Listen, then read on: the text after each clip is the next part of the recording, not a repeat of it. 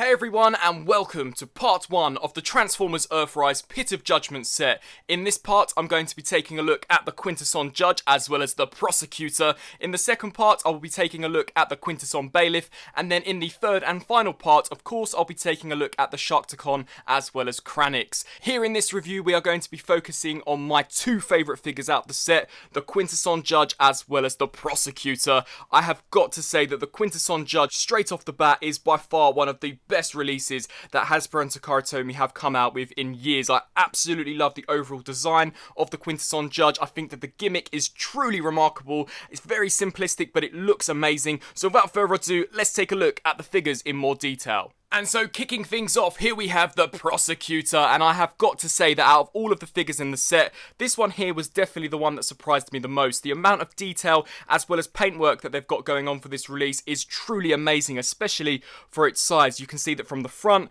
the side of the figure, and even the back, it has been sculpted incredibly well, very faithful to his appearance in the Transformers 86 movie. The head design, in my opinion, is one of the most abstract looking designs that I have ever seen for a Transformers related character. You can see very elongated here at the back. I just absolutely love the way this looks, very alien in the design. I've always been a huge fan of the Quintessons and their minions, as their appearances are just so drastically different from anything that we're used to with the Autobots and the Decepticons. You can see there for the front of the face, the teeth have been sculpted so nicely. They look very piercing. The piercing red eyes, the sculpt work on the helmet too is incredible. The entire helmet has been painted in this amazing metallic silver, and you can see all of the precise green paint applications that have been picked out on these rigid sections. And then here as well, we've also got some really nice crisp green paint apps. The front of the torso too has been painted really nicely with no paint bleeds whatsoever. There is a mix of silver, green and reds there, and even on the back, as stated before, it's been detailed really nicely. No paint bleeds whatsoever. The tentacles look absolutely fantastic. So creepy and alien in their design. They are made out of a more pliable, flexible plastic than the rest of the figure, which I think just creates for a really grotesque feel when handling this figure. Unfortunately, the lower body of the figure is completely static, so we only have articulation here at the head. However, seeing as how small this release is, I'm pretty sure it would have been rather difficult for them to have engineered any joints into the tentacles. And you can see here that at the base of the figure where the blast effect does shoot out of, this too has also been detailed and painted really nicely, and the blast effect that he includes is distinctive to him, so we haven't seen this on any other release as of yet. And you can see it's been cast in this amazing transparent blue plastic. I absolutely love the way this looks. It almost looks as if though it's a crystal.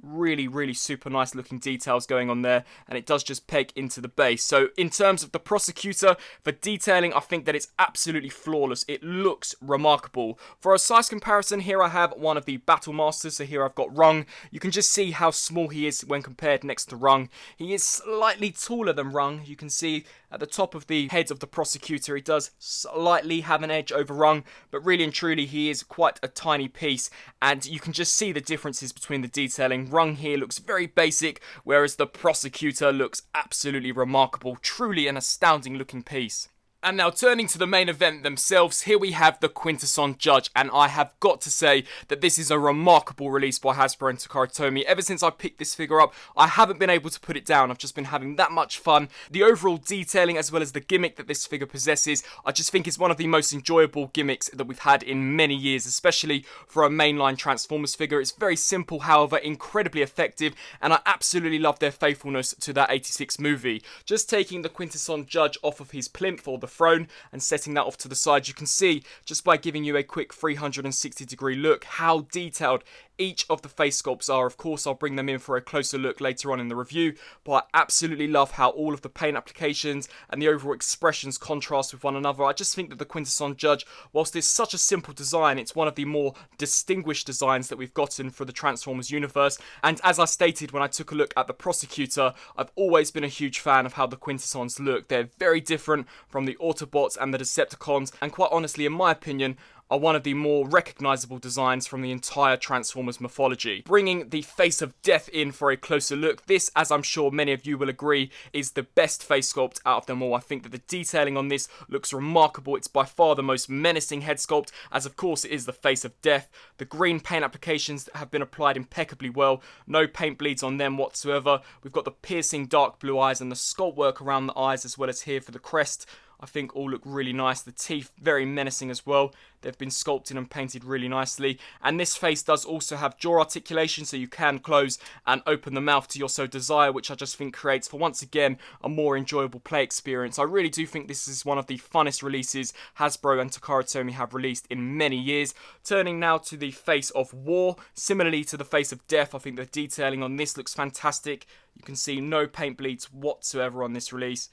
Absolutely remarkable. This face unfortunately doesn't have an articulated mouth. However, you can see that they have sculpted the mouth in a way so that it is in a in-between position between being open and closed. So I do quite like that. And I think that the reasoning behind why perhaps they couldn't have sculpted this mouth open was for the fact that this is one of the more larger face sculpts out of the rest of them. And then as we turn here now to the face of Judgement, similarly to the rest of the sculpts, the detailing on this is absolutely fantastic. You can see how small these sections are, but there are just no paint bleeds whatsoever where these gunmetal pieces are present, and the face sculpt on that is truly remarkable. This, similarly to the face of War, doesn't have an articulated mouth plate. But then now turning to another one of my favourite faces, here we have the face of Wrath. And similarly to the face of Death, I just absolutely love the menacing appearance of this. This even looks more scary in my opinion than the face of Death, and you can see the paint applications on this have been applied so nicely, the teeth as well, and this one does have an opening jaw as well. So once again, it just adds to that overall play experience.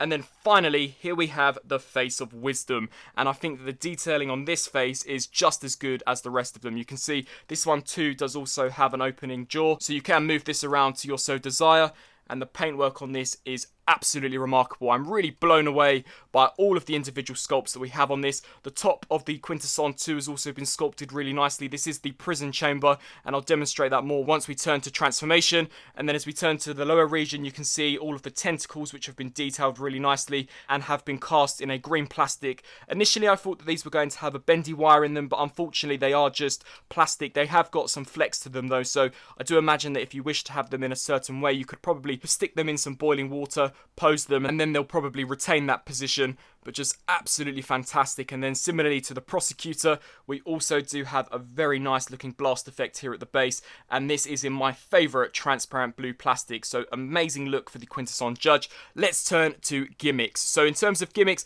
other than the fact that some of them have articulated jaws, it also has a rotating mechanism for you to actually turn all of the individual faces, much like we saw in the movie. So to demonstrate that, you've got this lever here. I recommend collapsing the tentacles down whilst doing this, just so that none of them obstruct the motion of the faces. You're going to want to grip your finger here and here, and then just give this a spin, and you can see there that all of the faces will spin around, and I just think that that looks absolutely fantastic. Such a fun gimmick, and it's something that I have been doing for so many hours. I'm actually surprised the gimmick hasn't broken on me yet. This is so fun.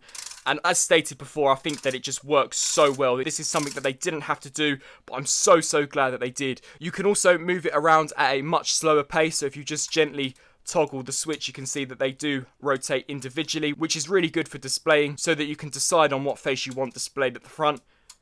You can see, I just think that's so awesome, and then the more force that you give it, the quicker that the lever does spin. The blast effect does also remove. Now you can see here that it does have this lever which you're supposed to push, and it does clamp the teeth down slightly, which is supposed to allow you to separate it. However, I have found this to be slightly loose on my copy. You saw that when I was toggling the switch that it did just come off, which is unfortunate, but it does clip into place and it does retain on there rather securely. But of course, if you're holding this and then applying pressure to this, it could potentially dislodge, so that is something to be cautious of.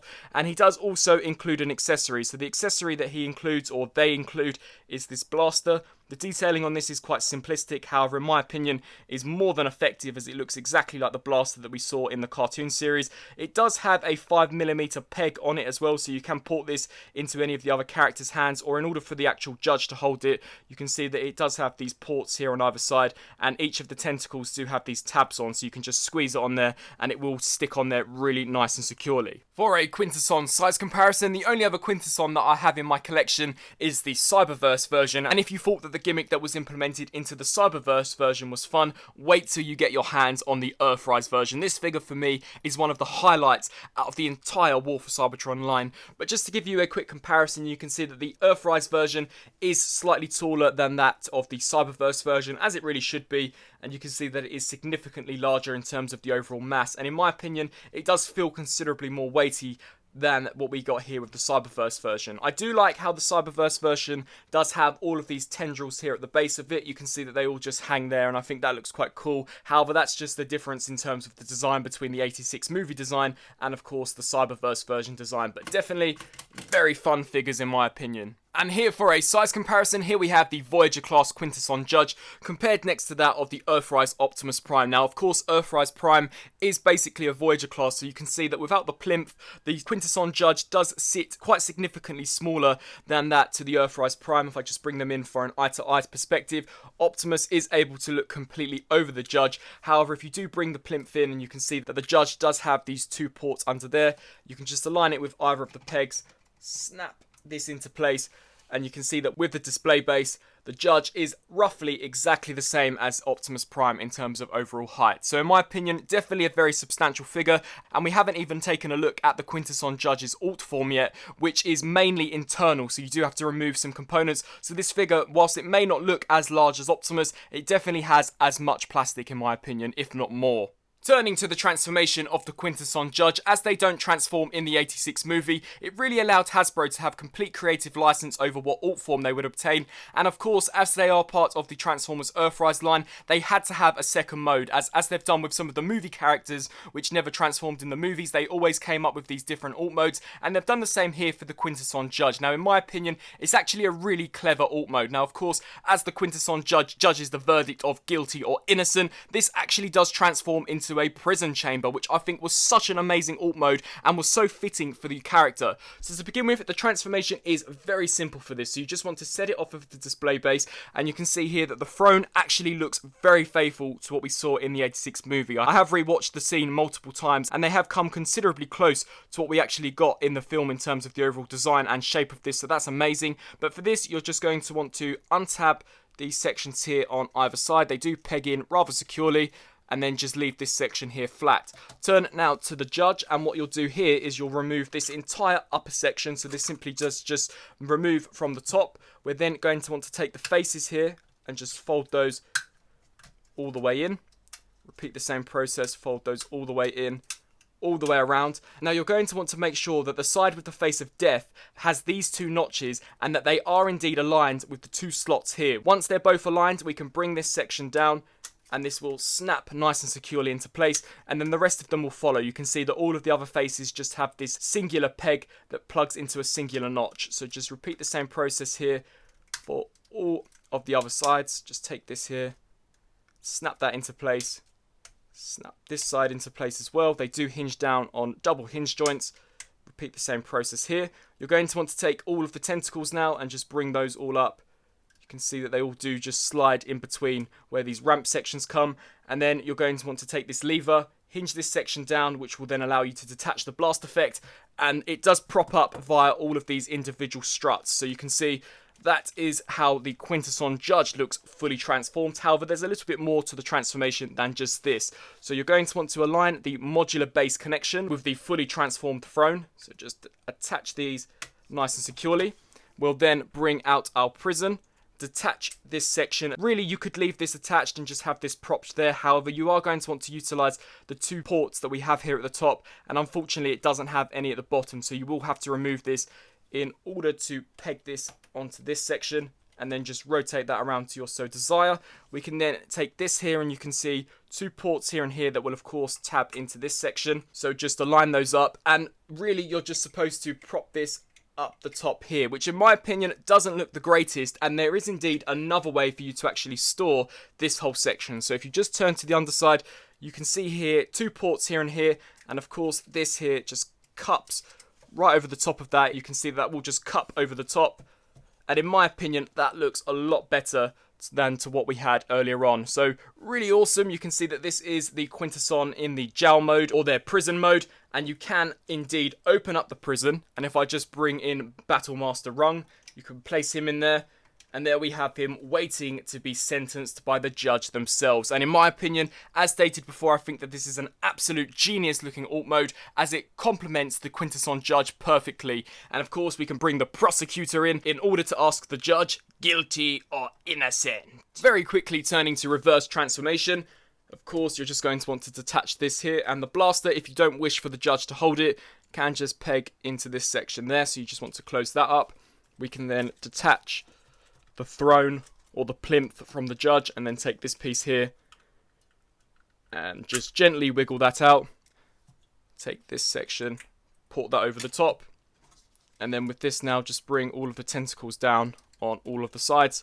Just lift these up, and they will clip nice and securely into place, very simplistic. And then just bring all the faces down, and they will snap nice and securely into place also. So repeat the same process on all 5 sides.